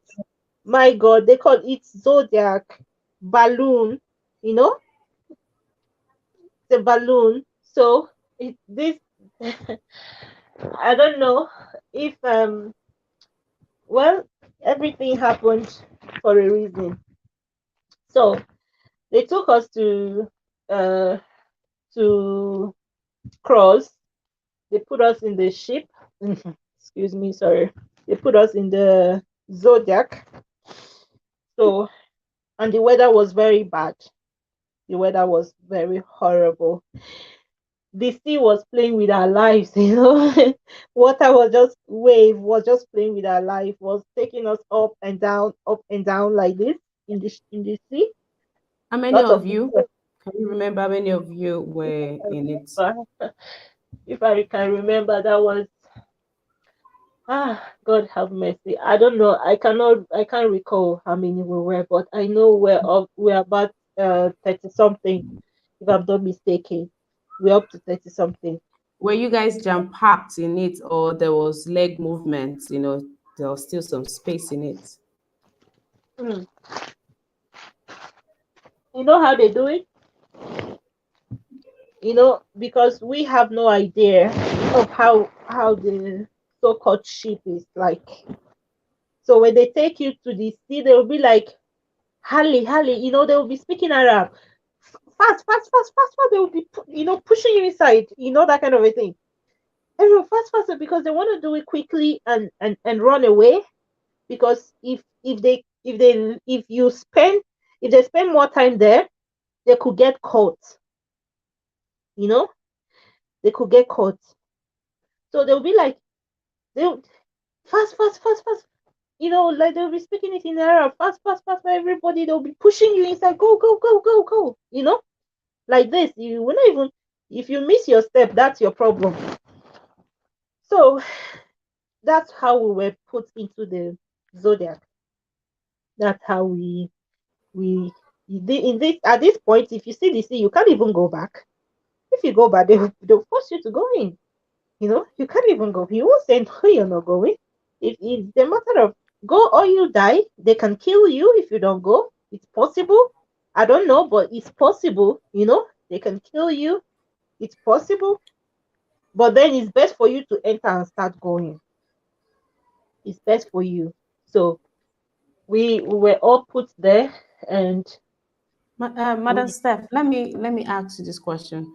From the trip to from Nigeria to Niger to the desert experience to realizing what your agent had in store for you, to being rescued by those people and to living uh to okay to the point where oh, tomorrow I'll be going on the ship.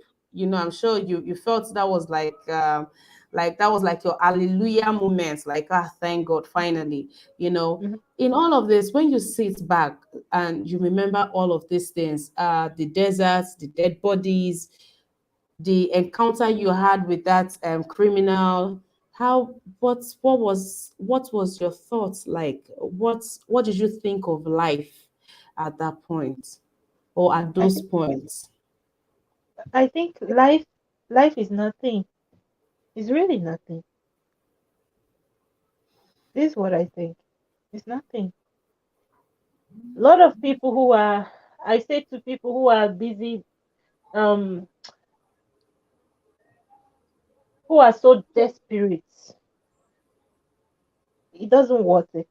This life is nothing, honestly. Who are so desperate to make it, it doesn't really worth it, honestly. Did you think of family at that point? You thought of your sisters, your brother, Also, I your miss them father? every, yeah, I miss them every now and then. I miss them. I miss them every second. Even my family thought I was dead. They were going to So one church to yeah, another, fake I was prophet and all that bullshit. I was going to ask you, did you let them know of this trip before embarking on it? The idea not. Oh, when you got to Libya, did you reach out to anybody? They will die. So you They were will die. incommunicado with your family for Yes, months, yes. They will die. but you had access. But you had access to a phone. You didn't think they would love to hear from you? So I heart attack. Even my niecing was horrible. Already was enough heart attack. So if I tell them I was in Libya, I trust my sister so well. She will go and make her research immediately. She'll go and ask questions immediately. And if she gets the informations of Libya, she's gonna die. So it was best for me to keep quiet and All continue. right. Yeah, Okay. So how long did the sea journey take? with 3 days, three Okay. 3 days. Yeah, And everyone that made it on board, got arrived safely. yeah. We're really very lucky. We almost died. That's why I say sometimes when I look at mirror, I think I'm a ghost. I think I'm a living dead sometimes. I think I'm a ghost. I wonder if I'm alive or is there something I don't understand? Sometimes when I look at myself at the mirror, it was so horrible. Our boat was sinking slowly. Water was entering inside. We're packing water, and the boat was folding. It's balloon, and it was folding, trying to squeeze us inside. And water was entering from under. When you sit down, water will just reach your chest. So we'll be packing water out, and I don't really. There's something I don't really. Lot of people thought we were gonna die. One Benin boy was like, "Oh, mama," he was like, "Oh, my mother." He was just shouting, "Oh, my mother." Is this how you lost your son? To that extent. So we thought we are going. If you see wave, the wave will be like very high and it will be coming, and at the end of the day we'll see ourselves on top of the wave at our back you know so everything was more like a miracle. I don't know, I don't believe in miracles, but I will tell you it was a miracle, honestly. Did you have Honestly. like a mother and child? You had little children on that journey with you. No, but now we had a pregnant woman. What? Just a pregnant, yeah, a pregnant woman. Yeah, I was really the one. I sometimes I ask myself, where do I get my strength from? I was really the one holding her. I was just holding her, and sometimes she wants to panic. I tell her, don't panic. People were just panicking. I found myself being silent, you know, like I knew I knew I was not gonna die. I wasn't gonna die. So I was just holding this woman, consoling her out. Every other person were panicking and everything. And there's some people, oh, the other was like, my mother, is this how you've lost your son? And there was something again, I don't know, because I cannot say if whatever this is, whatever the thing we saw, no, where to the thing we saw, I don't know what it is. I cannot give description of this thing. Something very very big in the water with different color, like two colors, green and blue, very shiny like this. And I was like, when I saw this, I was looking at it and I was lost. And it was the thing was our boat was like on top of it, and I was lost. One of the boys by my side was like, when he saw it, he was like trying to call his brother who was on the other side, Richard, hey, Richard, Richard, Richard. Immediately I stretched my hand and I closed his mouth. I closed his mouth on until we passed there. A minute later, when we passed, immediately this boy fell into the water, and that same his brother quickly put hand inside and raised him immediately. I don't know how it happened, and drew him back immediately. Oh my God. And when we came, do you know that when we came down, I was like, I went to him, I was like, Collins, what was that thing you saw in the water? He said he can't remember. He said he can remember. I said, okay, me too. I don't want to talk about it because I don't want to look stupid. It would be like, are you the only one who saw the thing? You understand? So, a lot of things really happened in that sea. A lot of things happened. Like, we're lucky that at the end of the day, rescue came and they rescued us. It was really bad. It was really, really bad. I don't know, maybe today I'm talking about it, someone hearing me will not understand. Maybe because I'm not really giving us so much account of what happened. Someone will not really understand. If you see us at that point, we thought, I don't know, a lot of us thought that there's no life anymore. Huh? In, in the 3 days, how do you people sleep at night? Who sleeps? Or how do you sleep at all? Am are you kidding me? Who will sleep under such situation? Can you sleep when wave is playing with your life? But Are you going to sleep? I thought they say you can. I thought they say you can't cheat nature. Oh God, Jesus Christ of So mercy. nobody slept in 3 days. Wave is playing with our lives. Wave is just using us to play ping pong inside water. How are we going to sleep? If you see what happening, oh my goodness. If you see what was happening to us, oh my goodness. Who will sleep? Who? It's not possible. It's not possible. And the captain was like, please tell the Okay. girls not to look at me. He was like shouting, Tell the tell the girls girls to not look to. away. Huh? Tell the girls not to do what? Look at him. Tell the girls to look away from him. They shouldn't look at him. You know? I don't know why he was shouting that. Why? I don't know. This is what he was shouting. Tell the girls not to look Maybe at for him. him Tell to the girls, focus, I Mr. don't Collins, what know. did you say? for him to focus or something like that. He said, tell the I girls don't not know. to Okay. look away. I don't know why. I cannot Okay. say. So that Okay. was Now, it. and during the sea journey, what was that one thing that happened?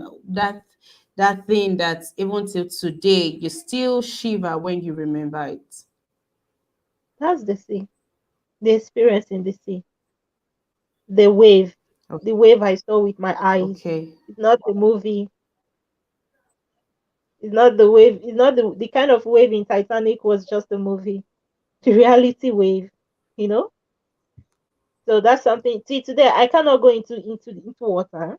See, today as I'm speaking to you, Oh, I can't go into water. No matter what, you don't. You the only thing I could. If I go to beach now, the best thing I can do is to put my feet there. It's okay. It's enough.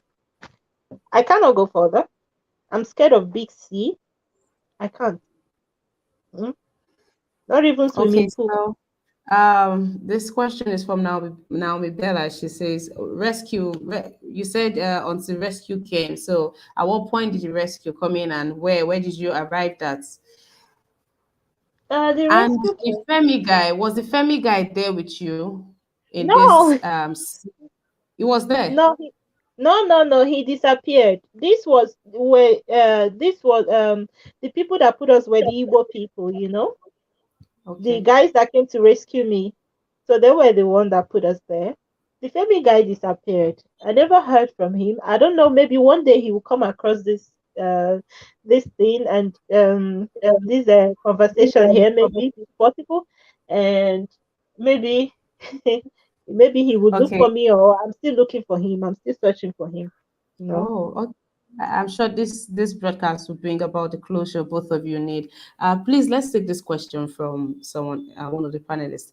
Mr. Kennedy, please. Thank you very much. Thank you, Mrs. Speaker. In fact, at the point, I wanted to ask the moderator to ask you to stop because I was shivering. I was having goose pimples. My suggestion is it possible for this kind of story to be gazetted? The National Library or the archives, Nigeria archives or whatever, because this is very, very excruciating and it's supposed to be an eye opener story to the whole Nigerian populace. So I sympathize. As I'm speaking now, I think I'm not in my very best situation. I would like to stop here. Thank you. All right, sir. Thank you for that.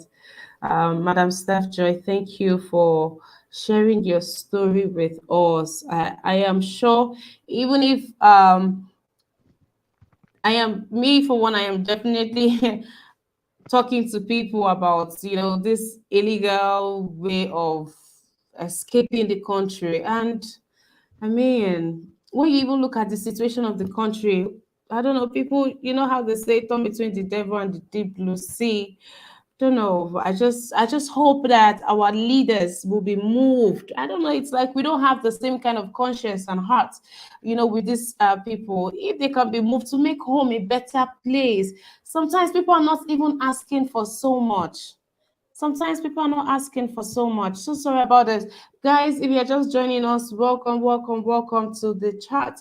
We run this program Mondays, Wednesdays, and Fridays by 1 p.m. Nigerian time, all through to 3 p.m. Nigerian time. We have other lineups like newspaper review, 10 a.m. Nigerian time, all through to 11 a.m. Monday to Saturday. We have discussions in the evenings by 5 p.m. and we have the debate. The debate is always very hot, guys. The debate 6 p.m. Nigerian time. Just turn on your notification bell because we come with premium content. You already know that. So you get notified for every time we go live. And I hope that you have subscribed to our YouTube channel. If you haven't, please do that right about now so you don't miss out on our programs. Guys, endeavor to share this broadcast. I mean, I really shouldn't even have to say this. You need to share this. If you love your brothers, come on, your sisters. There was a pregnant woman on that journey. I mean, I'm sure she went through the desert journey. She went through the desert experience, and now the sea experience. So nobody should have to go through that. Nobody. If the country was better, then when things like this happen, you say everything you find good there. But when you look at the situation of the company, you can't even ask somebody what you find good there. Really, so good that she's alive to share her story today. Guys, thank you. Yeah, all of you that's just coming in, thank you, thank you, thank you, thank you. Jonathan Baker, it's good to have you here too. Welcome to Niger Watch. Thank you very much. All right, Madam Joy. The lady, we didn't quite get her name. The other lady that you rescued, that you cajoled to join this trip. How is she? She made it out? Do you still keep in Yes. contact with her? Yes, she's actually in Swiss now. She's married to a Swiss man with kids now. Yes, she's very fine. Very okay. I'm so happy and for her though. and you, how are you? Yeah, I'm good. I'm good. I'm working. I'm doing nursing course here. Uh, it's not really been easy. working and studying at the same time has been very hectic. No, Where did you so arrive at? Sorry, where did you arrive at? in Italy first. Did you okay, you have anyone there in Italy? No, I never had anyone. And let me tell you another interesting part. When we arrived in Italy and were kept in this kind of prison camp, you know, uh, they they tell you, you go out in the morning and you must be back before 6 p.m. You know, so in this place. So when we came to Italy, and I was like, okay, now we are here. We have to do. I told the other girl we have to try our best to get documents, so that we can work, because that's the only way you can work. If you don't have documents, you cannot work.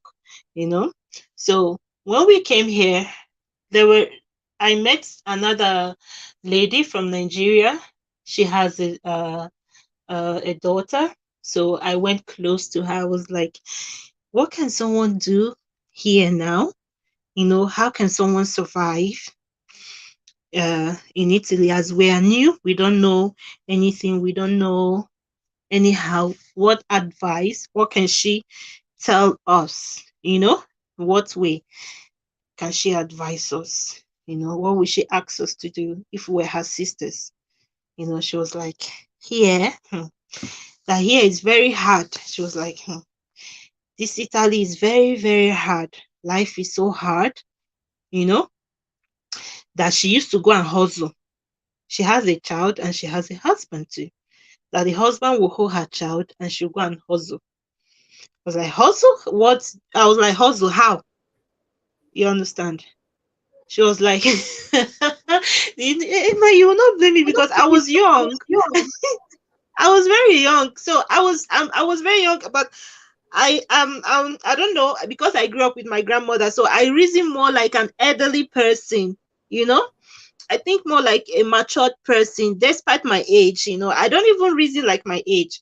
So I was like, how? She was like, because there's no job, because the life is so hard, that the best thing we will do now is that if we can come out of the camp, and then she can help us, show us a place to go and register. In that place, they will give us a portion, like she said, and they will give us a portion where we will be standing, where we'll be standing. That different kind of people, Italian people will come and carry you, something like that, that kind of thing. Let me not say the rest here.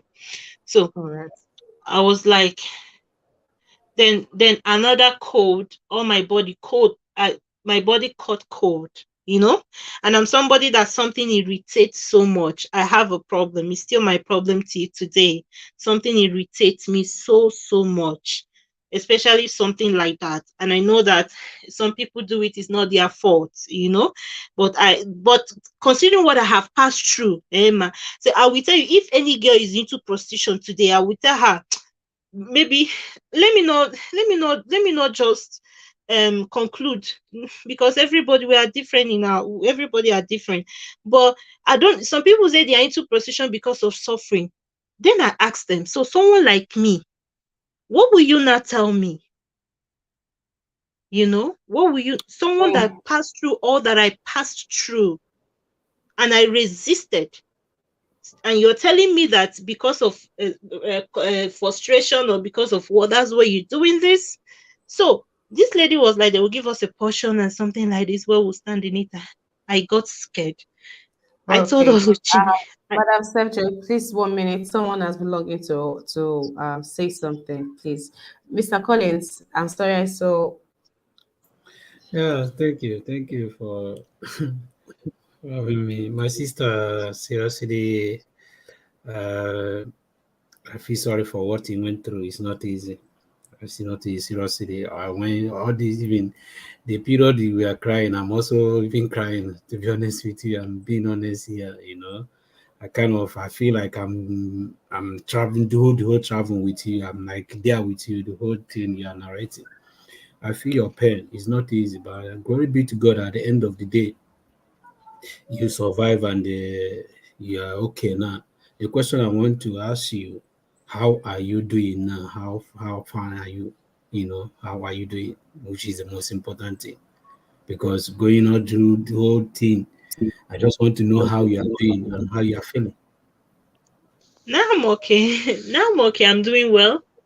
Everything Thank is God. okay. I'm working and I'm studying now. So I just want to concentrate on my study. That's for me is the most important thing for me right now.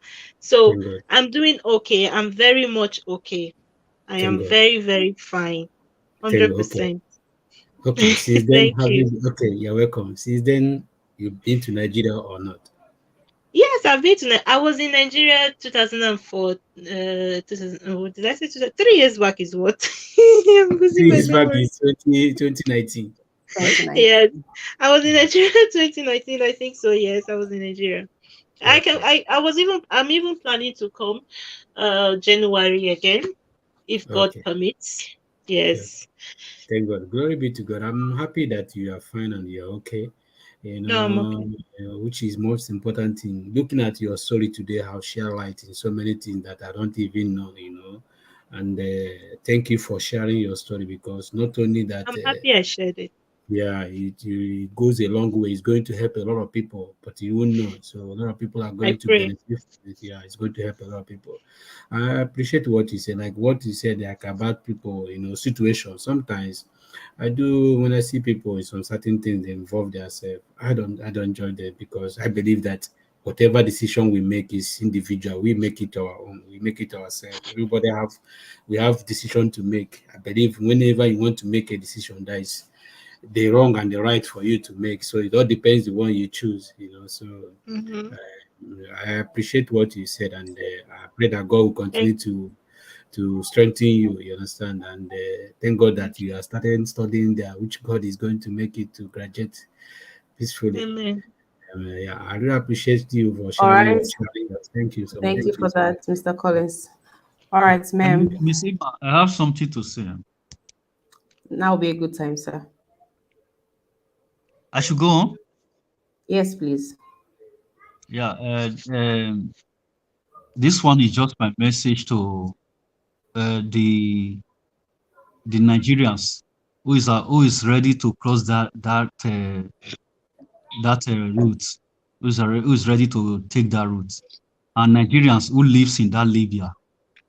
You understand?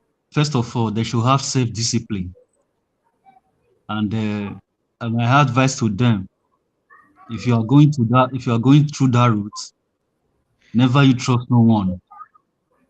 Never go to someone's house.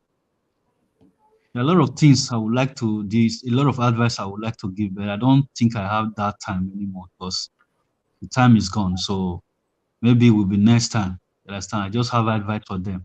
And the Nigerian community that is there, they should do more because there's a lot of bad eggs sending our people into slavery. They should stop that. They should stop all those things, all those evil they are doing. They should stop it in that route. If they don't know the value of their own fellow brothers, they see the way other nationalities protect their own people. So I was very happy when I hear this sister said the Igbo community they come to our rescue. So I was very happy about that because I'm really angry with all those Igbo brothers that is there because there's a lot of bad heads among them. But I just hope that if the good ones in that their community, they should fish all those wrong ones out and make sure that they should stop what those evils they are doing to Nigerians on that route. Thank you so very much. All right, brother. Nice. Thank you for that input. Okay, Madam Joy. So, Mm, I see. I don't know the healing process that you applied, right? But did you take some therapy? no, even when I went to the police, uh, when I went, they call it questura in Italy. When I was in Italy, the one of the police officers asked me the same question. It was like, did I go through some Yes, yes, therapy or something? yes, yes, yes. Did I you? was So like, did you? no, I didn't. I didn't. I think Do you I'm still have? naturally a strong woman. Haha. Did you? Do you have nightmares? No, I'm naturally a strong person, but the only problem I have is I cannot go to the sea. That's the Because you only are place still I have problem. traumatized by that. Of course, I don't. It will never go away. I think I'm gonna die with that. Nothing in this world will make me put my head in the sea. It's not gonna work. Nothing in this world will make me do so. Even my feet that I put there, I'm scared. Maybe the wave will come and carry it, and something will draw me inside the sea. So if I'm putting my feet in the water, so I'm a kind of careful. So Okay, that's so it. I hear they say that some scars don't go away, some scars go with us, right? But I think that the phobia for that could trigger other things. You guys join me in this conversation, even in the comment section. If you think otherwise of this, or I mean, if you're a therapist, or if you engage in any kind of healing, please just say something in the comment section what you think of this. I think that that could trigger other things in you, and cause some kind of reaction that might not be typical you. How do you take a swim, even swimming pool? Do you plunge into a swimming pool? Can you I go under said the this water in thing. a I swimming don't pool? go into. I would not put my head So, inside. so, Never. so you do. So I do think that you need. Yes, you're a strong woman. You see, of course, I and everybody watching would give it to you. You know that you still have reasons to even smile and all of that. There's just something about trauma, the effect of an event it has on it keeps growing with you, keep going on to one day you just feel like there's nothing, you don't have a reason to be here anymore. So I think you need to look at that. Maybe you should talk to somebody about it, talk to maybe your doctor, I don't know, and try to fix that. And it's good that you're in the medical field too, so I think that should be to your advantage even better. Yes. Yes, actually, yes. The most important thing for me is the environment that I have found myself today is very fantastic. Everything is Also, okay. Italy is So, a good place. huh? Italy has been nice to you. Yeah, Italy. But now I'm in Austria. I'm no longer in Italy. I was in Italy a long time, so I'm now in How did you Austria. get to Yeah. How did you get to Austria? Actually, my brother is there, so I had to join them somehow. Uh, but actually, I'm not living with them. I'm on my own. Um, but through my brother, I came there. My only brother. So, so through him, I came there. So from Italy, after I got my permit in Italy, so I had to relocate to Austria for further for the rest of the things. I like your confidence, seriously. I appreciate that.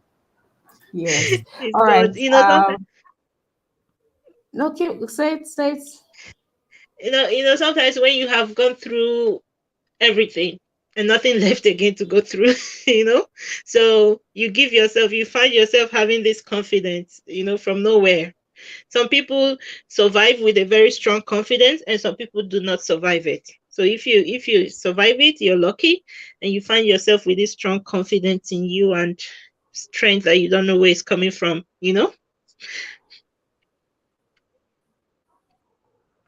All right. Thank you for that. Thank you for Thank that, you. Madam Steph. Thank you so very much Thank for you so that. much. Thank you so I much. want to say thank you again and again. Thank you for doing that, guys.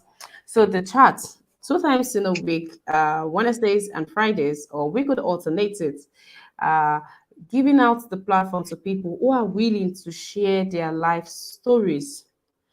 Yes, who are willing to share their life stories. People need to learn. I for one, I'd never thought or ever conceived anything like this. When I think of the worst thing or the most horrific thing that can happen, I don't know. I don't know. Nothing close to this. Nothing close to the things that has been shared here.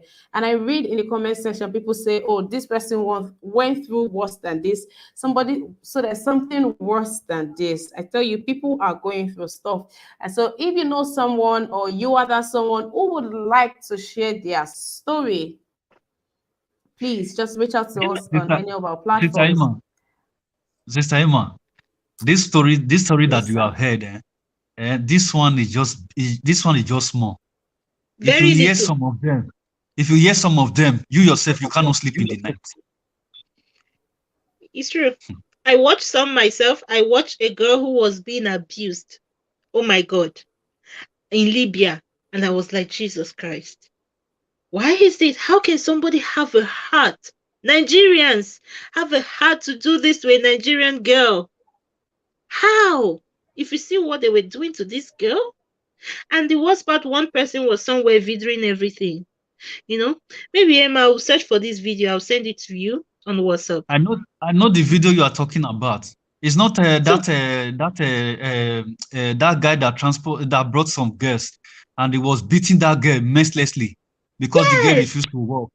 Then I know. that boy, after that incident, all those Igbo community, all those Igbo guys, they went to go and search for that guy. They fetch him out. They catch that guy. We tell them to go and look for that guy. If you see what they did to this girl, I say, and then I told myself, I'm lucky. And again, I still want to thank famous native doctor. That native doctor, he saved Please me. thank him. Really, he saved me. I'm serious. He saved me because he already put that fear in Femi about me, and Femi happens to be someone who believes so much in his native doctor. Oh my God, I was like, God. I was very lucky, to be sincere. I was very lucky. And not everyone was as lucky as I am. Really, I was very lucky. You see some girls, what they do to them, you'll be like, God, human beings are something. The devil we talk about is living in Nigerian people. The devil we speak Wow. about is not in hellfire, it's in Nigerians. I'm telling you, it's in Nigerians. When you go to Libya, you see the devils with your eyes, and they are all Nigerians. Wow. I hope these agents that sell people or, deceive people into traveling for these reasons, I hope they are caught. I hope somebody will share a story where they say, oh, they tracked the agent down and they caught the person, things like that. If there are informations that you could give out to authorities for people Yeah. like this to be fixed, then please do so. Which authorities? The authority, if they give them money, they let them go. They let them go. Oh, That's the yeah. problem. The corruption we Remind speak me. about. Okay, then you can drag them out on the internet. Let their face be out there. So when they approach, like the girl who posed as a friend and sold this enticing idea to you. Even she's an accomplice. I mean, Mm-hmm. now so a good rich way she no follow her boyfriend go the cruise. And secondly, You won't even believe that all those corruption that is happening in that this thing. Nigeria is corrupt to that extent that they are even taking money from that thing that is happening in Libya. They said even our this thing embassy, they used to get money from that thing that is happening in Libya. That is how corrupt Nigeria is. Our ambassador. So What you have to know that everything that happened in this life, people are benefiting from it. That is one thing you have to be rest assured because people are benefiting. Because if people are not benefiting from it, trust me, they will fish all those people out. But because of there are people at the top who is benefiting because when you see all these people collecting money, there are people they give account of. So and those people that they keep giving account, these are the people that keep protecting them. It's the same thing that insecurity that's happening in Nigeria today. Are you telling me that Boko Haram are not giving account to people? There are people that are remitting account. So that is the same thing that is happening in Libya. They are giving account to some people, some individuals who are at the top. So that is the problem. All right. and Okay, thank you. All right, Madam Steph. You're going to okay, say something. sorry. Yeah. And secondly, they don't pick girl. They no longer pick girls that are wise. They go to the village. They pick those vulnerable ones, those girls that cannot stand them. This is what they do. So when they bring them, whatever they say these girls do, that's what they will do. You know? So this is what they do. Because if they go for girls who are wiser, they know they are getting into trouble. 100%. So they too are wise. They know what they're doing. And secondly, I just want to use this opportunity to tell my Nigerian people in Italy if they can come across this video. Emma, some of our people here are really fantastic.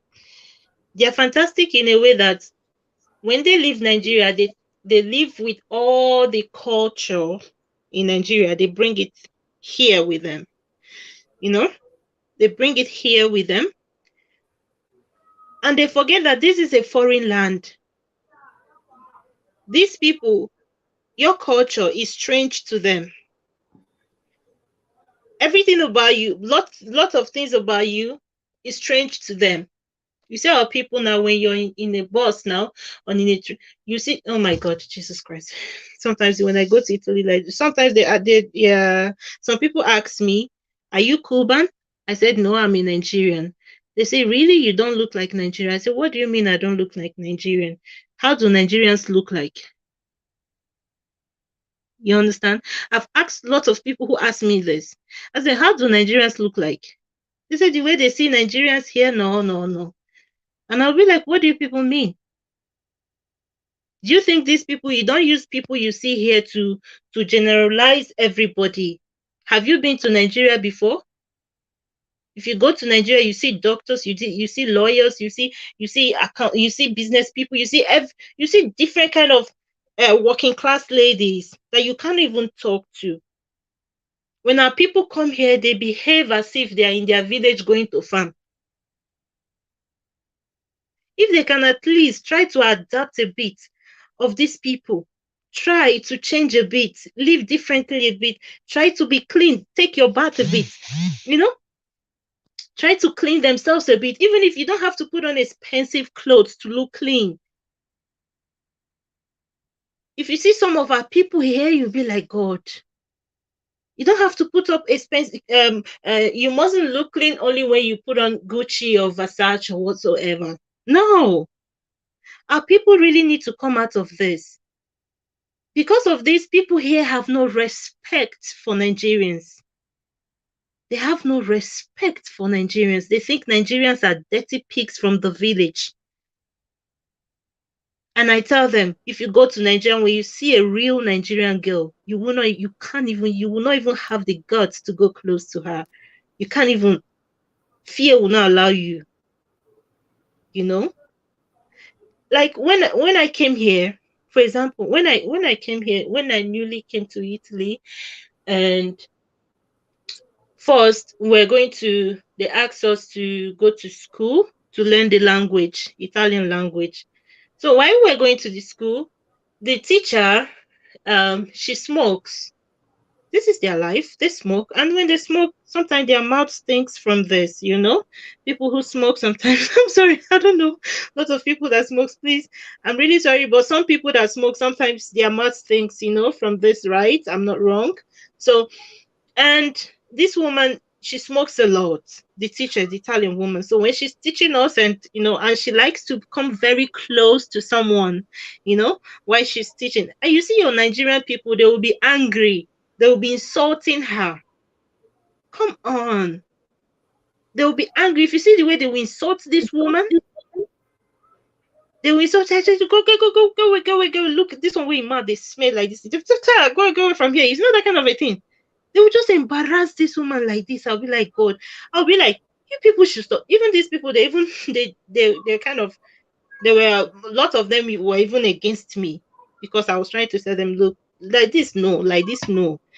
They're like, so we should not stay, and so that her mouth, you know, will not be smelling on us like this or something like that. I'm like, please, you people should calm down. This woman is only trying to help you people, to teach you people their language. You know, this is all she's trying to do. This is her crime. Do you know that, to tell you the truth, when I left, time to collect, we were only 2 people that they gave document. The rest, they did not give them documents. We're just 2. Out of how many people? More than 70 people. just two. I and one lady, she had because she has a baby, though maybe because All, of her baby. all 70 of you were Nigerians. No, some people just two. Okay. Sorry, the other two girl were Cameroon, and the other two girl also got because they were also from another.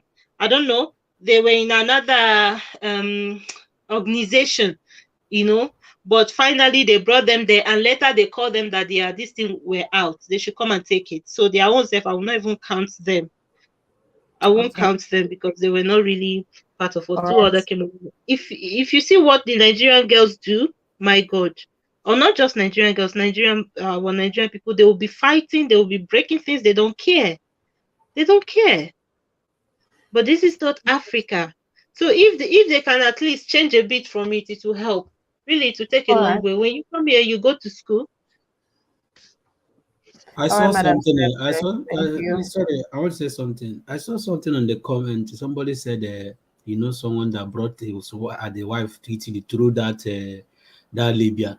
Somebody brought the wife as in through that road. People can be very mean, through that road. That is very mean for me, if you ask Yeah, me. I saw that too. And first thing that came to my mind, I said I would really like to have a talk with the both of them because how were you able to go through such experience? No, no, no, no, no, no. No. And yes, Madam Rita, good day to you, ma. Good to have you on the broadcast. I was also going to say that people that smoke I don't know, but let me narrow it down to cigarettes. There's this particular smell that they have that is so strong. But I mean, there are ways to talk to people, in situations like that, especially when you know the person is your lecturer. Come on, you can't try that back at home now. At home, you're making hair, they're bringing you out and they're flogging you. In university, you now want to go and talk any. I don't know what when people just when the teacher should know better. If she was in a corporate university, that mouth order won't be tolerated. And that's from Madam But Rita. excuse So me, I Emma, think can I the say way the something? This Nigerian is not a experience. university. Sorry, this is not a university. That was just to teach them Italian language, just to help them learn their language. She's just helping. So it's not a All right. university. No, but whatever it is, it still doesn't make it right, for that to have happened. I'm sorry, Mr. Andrew. I'm not taking any more people into the studio. We've come to the close of the chat. The chat is just from 1 p.m. to 3 p.m. Now, I'm saying thank you to everybody in the comment section. Madam Rita, thank you for being here. Anthony, thank you. Enjoy life with fun. I like your name plaid. Thank you. Messi Ade. Thank you. Don Gaddafi, Anthony, Tony Osawe, Tunaja, Anthony, Byron. Thank you, Naomi Bella. Thank you for being here, Naomi Bella. Thank you for being here, Naomi Bella. Drot, thank you for being here. Michael Okere, how you doing? Good to have you here today. Thank you for being here. Thank you to each and every one of you. And to those joining us for the first time, hey, what's up? Welcome. This is Ninja Watch. Thank you for being here. Okemute, Akim, thank you very much for being here. Thank you to each and every one of you. And to my panelists, well, you guys know we've had quite a good time on the thank you for being on the broadcast. It was good to have you here. It was good. It was good to have you here. So thank you very much for being here. Madam Steph Joy, thank you for today. Thank you for sharing your story, guys. Should you Thank want to you. share your story, you're welcome. Should you want to share your story, share and share an encounter that you have had in life. No, you really don't have to go through Libya or the dreaded sea. No, you shouldn't have to have gone through that to share your story. If there's a life event, that life event that has left a scar. I'm sure you know what I'm talking about. Please do the needful. Reach out to us. Let us learn. Let us learn. Let us know. Some people do not know that there is more to life than where they are or than more than what has happened. Now, we took a conclusion of Brother Nice's story today, and haven't heard from Madam Steph Joy. If there is one thing their story has in common is that they They didn't just allow life to just, do a number on them. They took charge of their life again, and they went back to school. They've got their certificates. They've got their residency permit. They are stable now in life, so to say.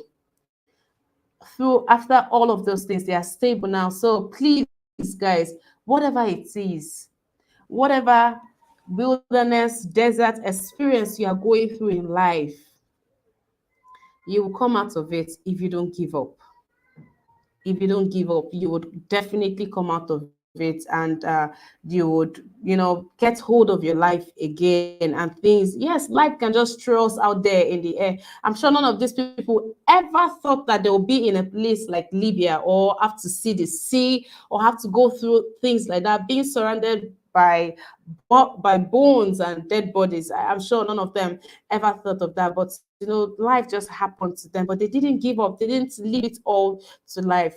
So please, whatever it is you're going through, at what age it is, life can happen to anybody at any age. Life can happen to anybody at any age. Please don't give up. Stay there doing what while you're doing, and yes, I'm going to say, because I know it works for me. And draw closer to God. Yes, draw closer to God. Have a good relationship with God. It would save you from. It would help you navigate through things. There are some encounters that she shared of. I mean, when you said those, you heard a voice say to you that, why are you chasing after 2 cigarettes and a smoke, right? If she had spoken at that time, she would have told those men to come back and not bother going after them. And that would save them the hours of work that they did. They worked for hours. That would save them a whole lot of this. So, see, if you're connected to God, the journey definitely would be a journey, but it will not be as hectic as that. It will be smoother than what you would have gone through without the help of God. So thank you very much for being here. I wanted to take something. Okay, Manarita says all this is because of an unstable country, and some of them will still be supporting this nonsense leaders. I'd rather use that than her words. That has made them go through deserts in search of greener pastures. Vote Peter Obi.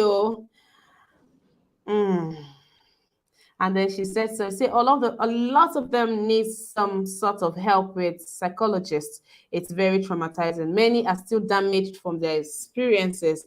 We talked about this already, and that is true. That is true. I just had to read it again so you hear it from some other person. That being said, thank you to each and every one of you on here, guys. Please do not forget to like this broadcast. Do not forget to like this broadcast. And to you watching the replay, welcome. Make sure you share this broadcast with someone.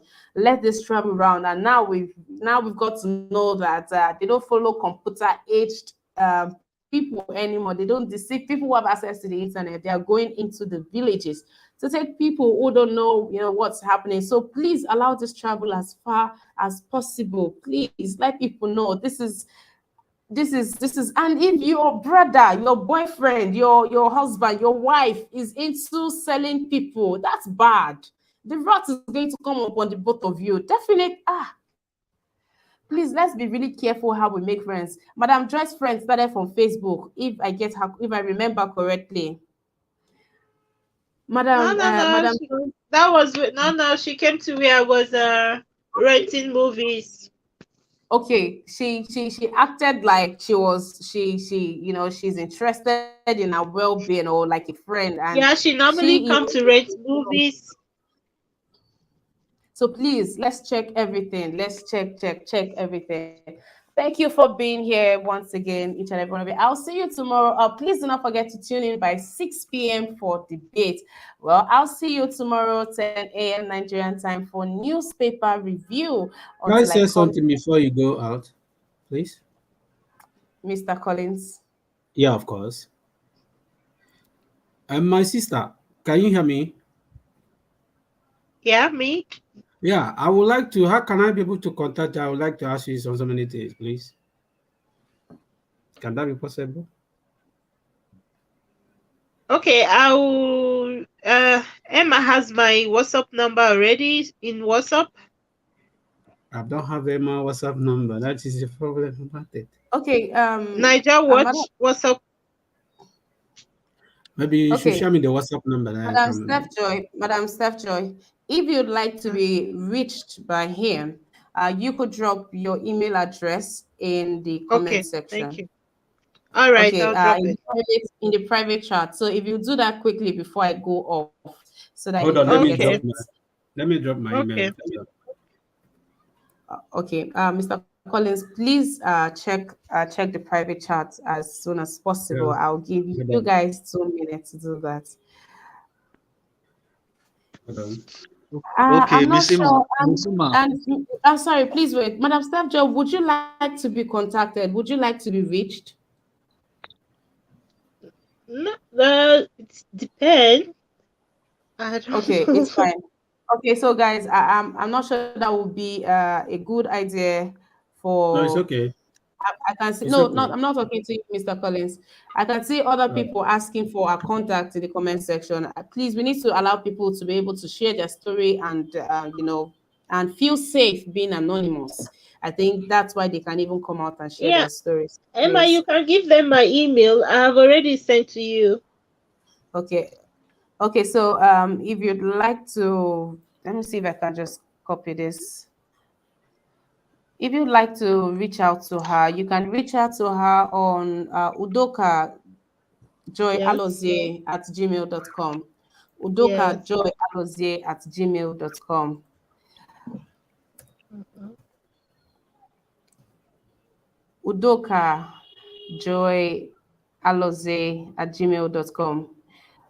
Udoka joyalozie at gmail.com. All right, that's it. Thank you for those reaching out. Please, no harassment, guys. Please, thank you very much. Madam Joy, thank you very, very much for being here. Guys, if you Thank you, Okay, have Miss Emma. Emma. Miss Emma, I'm leaving. Thank you for the all program. right, brother nice. Thank you for being here. It's good to have you. Have a good day. Thank you. All right, Yes, you too. Antonio, I see your message. Thank all you. right, Thank you you for take it over. Have a for the nice day. support. Yeah, thank you. All right, my panelists. Thank you. You all have a good day too. Madam Joy, thank you once again. Have a good day. Each and Thank every you. one of you, And you thank you too. for today. Thanks a Thank lot. you. Bye. All right. Cheers. Bye for now. All right. All right, ladies and gentlemen. So I'll see you tomorrow by 10 a.m. for newspaper review. Until then, bye.